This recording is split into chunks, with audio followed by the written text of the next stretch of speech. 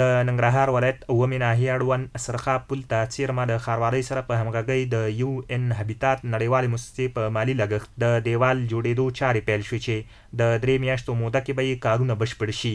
د جلال آباد ښاروالۍ سکتوري او تخنیکي رئیس انجینیر عبید الله شیرزاد وایي د دغه دیوال اوږدوالی 411 متره او پراخوالی 4.3 متره دی.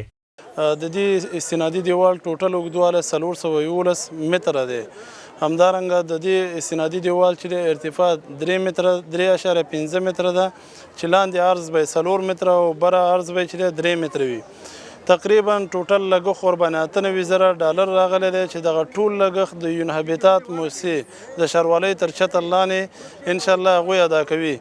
2 تنه ځایي اوسیدونکي حمید الله او عبدالمالک وایي مخکې به یې اسمان کې د ورېځې له راتګ سره کورنۍ د خطر له ویرې خوندي ځایونو ته انتقالولي چې د دغه استنادي دیوال جوړېدو سره به یې کورونه د سیلاب له زیانمنېدو څخه وساتل شي.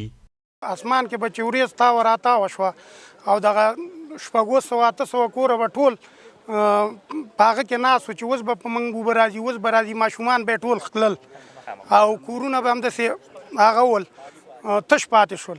خلک به دلته د دې وهم او د دې هغه سره مخ ول چې اوبه به راځي او موږ کورونه به وړي. هابیتاتو نه موږ مننه کوو، د ښاروالۍ د هغه نه همکارانو نه مننه کوو چې دغه کار یې پروژه یې راوړه موږ ته دلته د هغه کې عملي کړل او کار یې شروع کړ. خو ډېر د سیلاب موږ ډېر دغه کړي وو، دا باران و چې اوس موږ زړه نه به خدای خبر.